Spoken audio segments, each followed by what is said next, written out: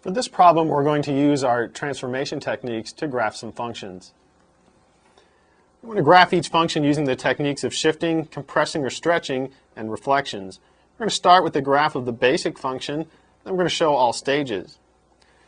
We have two parts. The first part, we want to graph h of x equals -2 times the quantity x plus 1 cubed, and then plus 3. And in the second part, we want to graph g of x equals the absolute value of x plus 4 plus 2. We're going to begin with part A.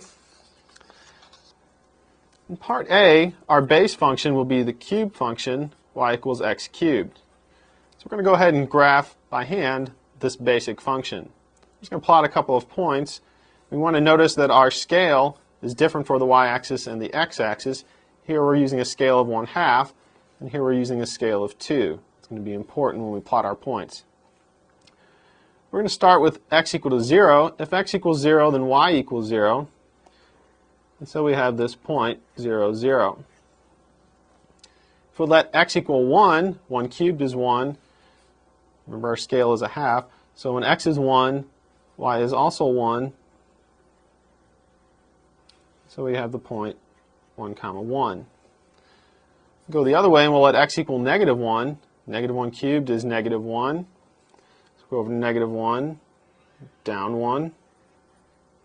And so we have the point -1, -1. Now, knowing that this x cubed function has the basic shape of that function, the left side will go down, the right side will go up. So we'll get a rough graph. It looks something like this. And so there's the graph of our base function, x cubed.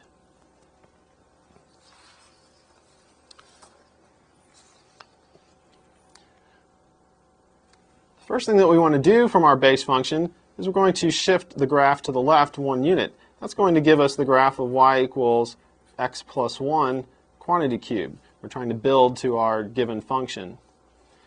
Here in this lighter shaded graph, this is our original function, x cubed, and we're going to shift that 1 unit to the left. If we think of one of the points we used on our original graph, we had 0, 0. If we shift that 1 unit to the left, we'll get the point -1, 0. And so we've got our 3 points plotted after the transformation. So here's the graph of y equals x plus 1 quantity cubed. The next thing we're going to do is reflect our graph around the x-axis.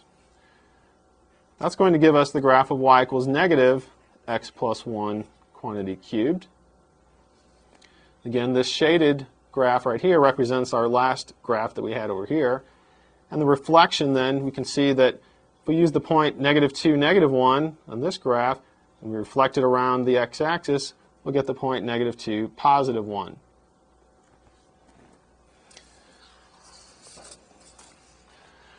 Our next step is to multiply by 2. That's going to be a vertical stretch by a factor of 2. And that will give us the graph of y equals -2 times x plus 1 quantity cubed. And the shaded graph represents our previous graph. And we can see what happens after we do the transformation. This vertical stretch, basically grab the ends of the graph and pull it up, so we get this kind of stretching here. The last thing we need to do is shift our graph up 3 units.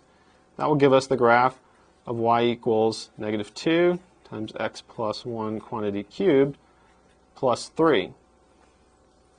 And the shaded graph is our graph from over here. If we pick one of these points, say -2, 2, if we shift that up 3 units, we're adding 3 to the y coordinate, so we'll get the point -2, 5. So you can see we're taking this lightly shaded graph and just shifting it up 3 units.